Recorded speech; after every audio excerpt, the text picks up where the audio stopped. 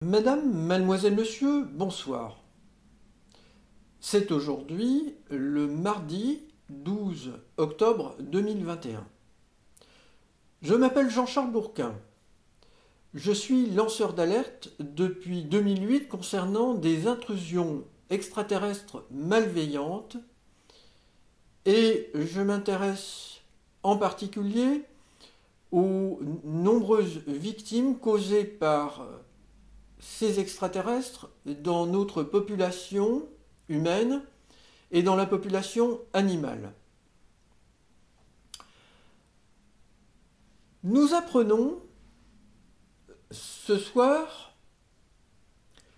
que M. Darmanin a déclaré ce que d'autres responsables politiques ont déjà déclaré. Je pense au président de la République française Emmanuel Macron. Il n'y a pas de loi au-dessus des lois de la République. Il n'y a pas de loi au-dessus des lois écrites, votées par les parlementaires, c'est-à-dire les sénateurs et les députés du Parlement français.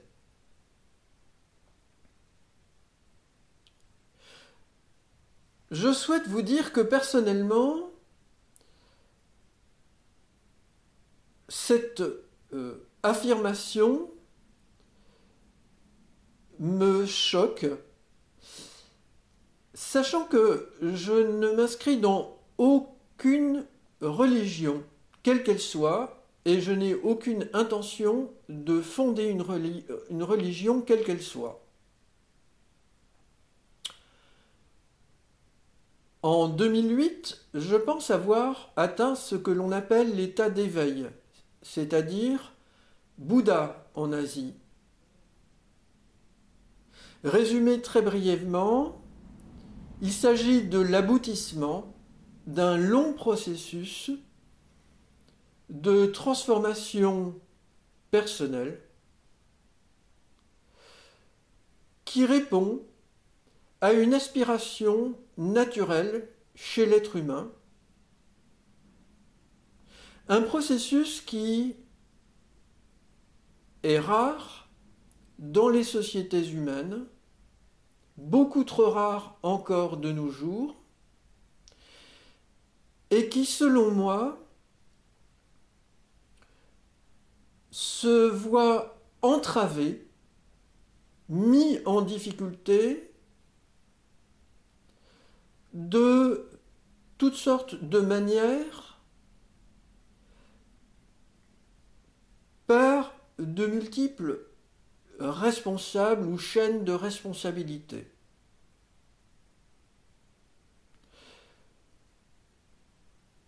Dans l'exemple que je souhaite commenter assez rapidement cette intervention de M. Darmanin, le ministre de l'Intérieur, mais qui fait écho à une intervention moins récente du président de la République française Emmanuel Macron sur les lois de la République française,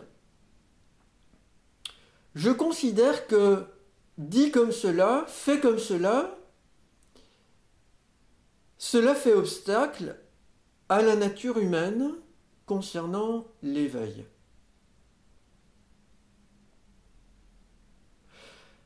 Alors, au point où en est la science actuellement, la science académique surtout, l'éveil, si je puis me permettre ce trait d'humour, parce que j'ai beaucoup d'humour chez moi, ça n'existe pas. On ne connaît pas. Les psychiatres, les psychologues s'intéressent à la conscience et ils s'intéressent à la méditation. Mais l'éveil, comme je vous en parle, comme je l'ai vécu en tant que processus naturel de transformation psychique, Pour le moment, ça n'est pas quelque chose qui est établi. C'est pourtant, je vous l'ai dit tout à l'heure, quelque chose qui est établi dans ses grandes lignes dans certains pays de l'Asie, la Chine et l'Inde en particulier, et qui hélas a été, comme c'est souvent le cas concernant des personnages qui ont eu une certaine importance de leur vivant, devenus des religions, je pense au taoïsme ou je pense au bouddhisme. Je vous ai dit que, selon moi, l'éveil est un processus naturel et que moi-même, je ne m'inscris dans aucune religion et je n'ai envie de fonder aucune religion. Ce que j'aime bien dans notre pays, la France, c'est ce goût pour la liberté de penser. Mais entre l'affirmation du goût et sa pratique, je le constate et je vous le montre, il y a des contradictions très dures.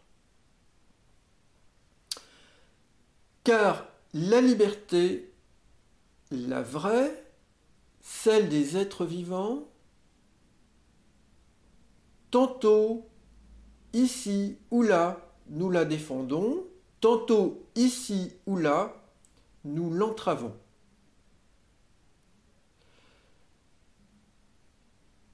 Alors, derrière moi se trouve un petit tableau qui m'a été offert par un copain qui habite dans la rue où je vis moi-même, à Lille. Et c'est quelqu'un de simple, sympathique, un peu bourru, et qui est spontané également, qui a un peu de peine à bien parler la langue française, qui est très chaleureux en même temps, qui est atteint sans doute d'une certaine forme de handicap de naissance. Il est nain. Et un jour, spontanément, amicalement, il m'a offert ce petit tableau qu'il a trouvé dans une poubelle. Alors je suis très attentif, je me permets de refuser des cadeaux quand il y a quelque chose sur le plan éthique ou le plan moral qui ne me convient pas. Et ce petit tableau, à l'encre, je vais vous le montrer plus près.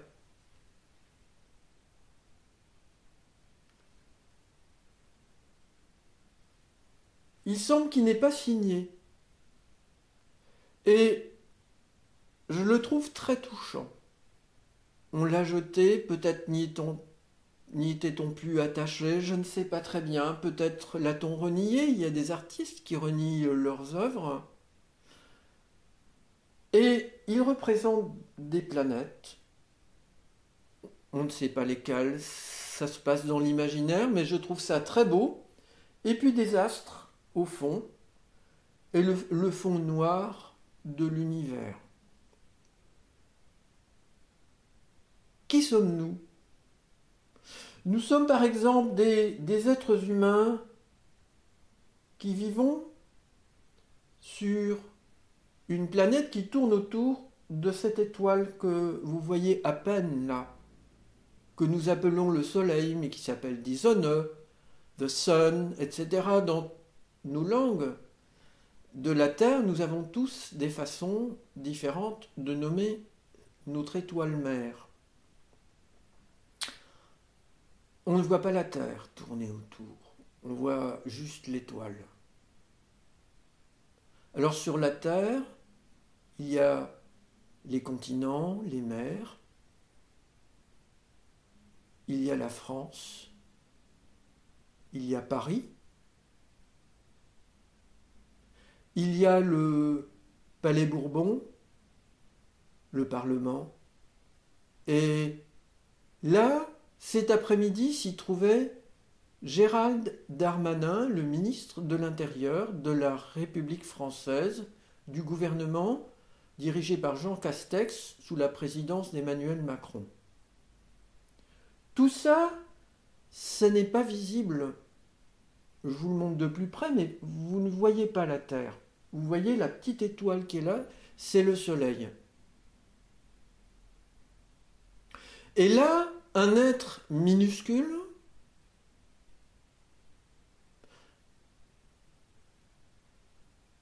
a prononcé ces mots: il n'y a pas de loi supérieure aux lois de la République française. Et tout à l'heure, dans ma salle de bain, j'ai eu ces pensées que j'aime vous répéter, ici maintenant, et que je mets en scène, en espérant être entendu, compris, quitte à faire rire. Ça fait du bien de rire et de réfléchir bien en même temps. N'avez-vous pas l'impression que il y en a ici qui exagèrent un peu? Je vais reposer cette très jolie composition.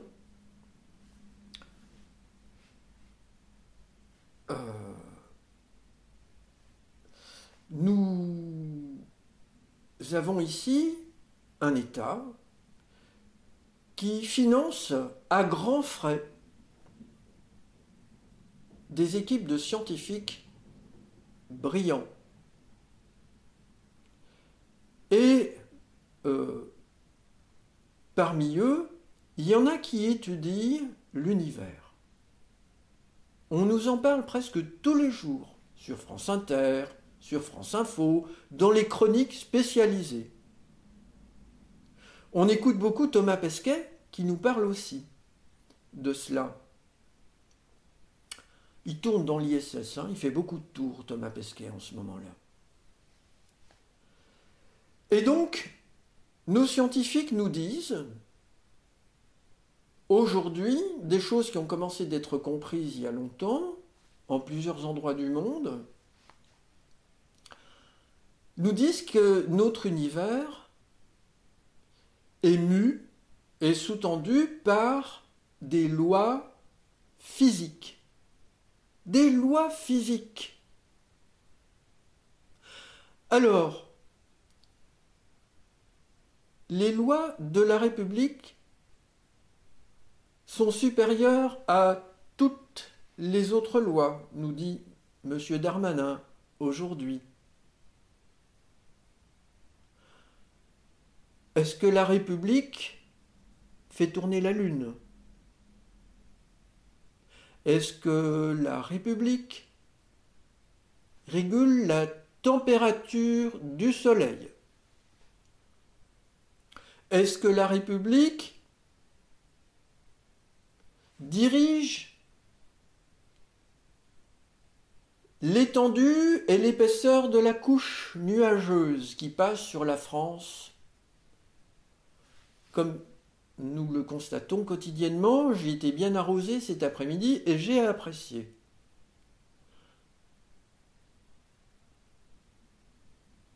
La République ne fait pas ça. Les lois physiques sont les lois qui nous fondent en tant qu'êtres vivants. Chacun de nos atomes, des milliards d'atomes qui nous composent, sont les lois physiques. Donc, que nous disent les religions? En tous les cas, la religion chrétienne. Il y a une Genèse, il y a un Dieu, qu'elle se représente, et puis ce sont les lois de ce Dieu qui ordonnent notre univers et le mettent en mouvement.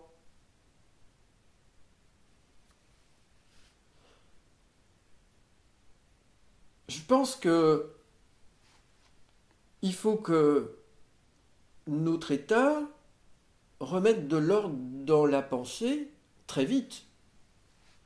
Parce que, personnellement, je n'adhère à aucune religion, mais je ne me permettrai pas de dire que les religions sont ridicules à cet endroit. Moi-même, par l'état d'éveil que j'ai atteint, ressenti véritablement l'existence et compris de la source divine qui génère notre univers, la divinité. Elle communique avec moi par télépathie. Je ne me vois pas dire au jour d'aujourd'hui aux enfants de la République, je dis les enfants, hein, pas les citoyens, c'est-à-dire les enfants des adultes, ceux que nous avons la responsabilité de former, les lois de la République sont supérieures à toute forme de loi. Je ne me vois pas personnellement non plus impliquer, si j'avais des enfants, les impliquer dans une religion. Donc, il me semble qu'il y a un milieu vertueux à trouver. Et ça consiste à dire que, en tous les cas, en ce qui me concerne, moi, j'ai conscience de l'existence de la source divine, j'ai conscience qu'elle a généré notre univers, et je respecte la liberté de conscience d'autrui. Mais je ne veux pas qu'on m'injurie en me disant que les lois de la République sont supérieures aux lois de l'univers générées par la source divine, les lois qui me fondent. Parce que là, on cherche à me mettre en prison, en quelque sorte, une prison de la pensée. Alors ma pensée, Monsieur Macron, les députés, les sénateurs, vous ne l'aurez pas. Vous pouvez toujours, si vous voulez encore me mettre en prison, me coller une amende, mais ma pensée, vous ne l'aurez pas. La divinité, elle est bien planquée, vous ne l'attraperez pas, parce qu'apparemment, vous ne l'aimez pas. Si on aime la vie, vraiment, du fond du cœur, on n'impose pas à quiconque sa croyance, pas non plus l'athéisme, et pas non plus des lois qui nient la divinité. L'équilibre n'est pas trouvé. Le point vertueux n'est pas atteint. Il ne faut pas s'imposer la conscience que l'on ne peut pas avoir tout de suite, que l'on n'a pas, ou qui est très disputée, celle de la divinité, comment c'est la représenter, qui se trompe, qui a raison, existe-t-elle vraiment, etc. Il ne faut pas s'imposer quelque chose. On a le droit quand même de dire que on pense que la divinité existe peut-être. On se pose cette question. On a l'humilité de le reconnaître. Qu'on a l'humilité de reconnaître que on a construit, on dit, un corpus de lois pour notre République, notre société, que ce corpus de lois, nous le pensons bon, nous remarquons que de temps en temps, nous le changeons, et que, par exemple, nous avons aboli la peine de mort, ce qui, selon moi, est une chose extrêmement importante, et je salue ce progrès. Mais aurait-on dit la même chose? Les lois de la République sont supérieures à toute autre loi en temps de peine de mort inscrite dans notre loi?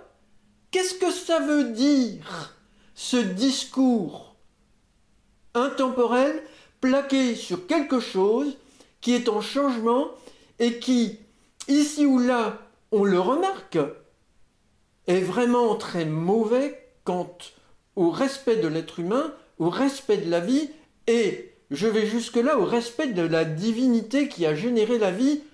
C'est mon point de vue. Alors, admettons-le,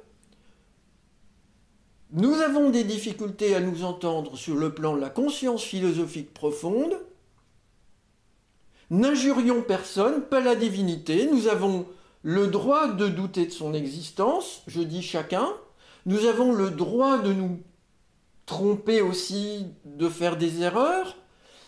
Nous devrions faire le maximum pour ne pas commettre des fautes graves de raisonnement, d'éthique à l'égard du vivant. La science elle-même, elle ne fait pas des erreurs, elle est coupable d'écarter la notion de divinité de son discours.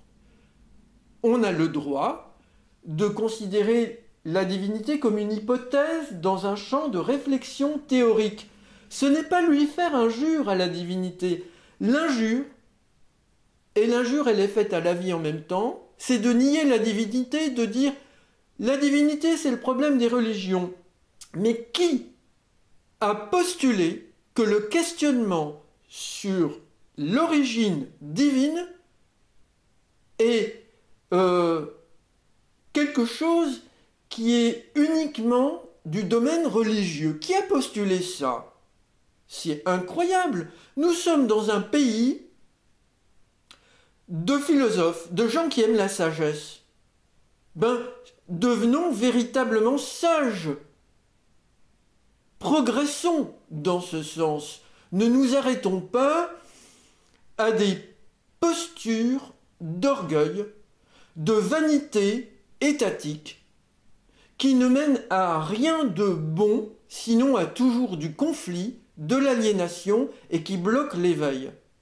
L'éveil, c'est, pour moi, j'en suis convaincu, l'avenir de l'humanité selon le dessein évolutif choisi par la divinité quand elle a généré notre univers. L'éveil participe de l'évolution. La pensée, le psychisme, les sentiments de l'être éveillé génèrent des résonances avec la matière. Je l'observe. J'en ai parlé à des scientifiques qui ne veulent pas s'intéresser. Tant pis. Moi, dans un sens, je suis tranquille parce que, je vous le dis en toute franchise, il y a quand même pas mal de gens qui sont fanatiques, qui ne supportent pas certains discours qui posent des difficultés de représentation. Mais moi, je respecte la liberté de conscience, mais je défends l'être humain du point de vue de ses fondements tels que je les entends aujourd'hui, et personne ne viendra me changer dans ma pensée, même s'il me fout en prison, même s'il me colle une amende parce que j'ai contredit M. Darmanin ou M. Macron. Et je vous assure, être Bouddha, atteindre l'état d'éveil, c'est comprendre l'unité des choses. Il y a une unité psychique fondamentale des choses. Quand vous pensez du mal de la vie, vous générez des événements en miroir par rapport à ça qui peuvent tenter de vous ramener vers le centre de votre être. Quand je parle de centre, c'est le centre naturel vertueux. Alors, ce qu'a dit M. Darmanin, c'est pas bon. Nos lois sous certains angles, c'est pas bon.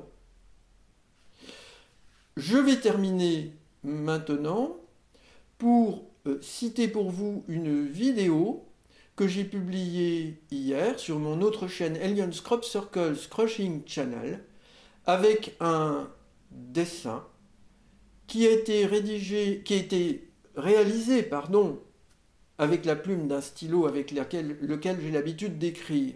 Mais peu importe, par la source divine avec laquelle je suis en communication, par télépathie. Il est très rare que je l'invite à faire un dessin. Ce dessin, il est pour vous. Cette vidéo, elle est en écran de fin. Et vos commentaires, tant qu'ils sont respectueux, m'intéressent. Les autres, poubelle. Madame, mademoiselle, monsieur, Je vous remercie vivement pour votre attention et si cela vous intéresse, je vous souhaite un heureux éveil.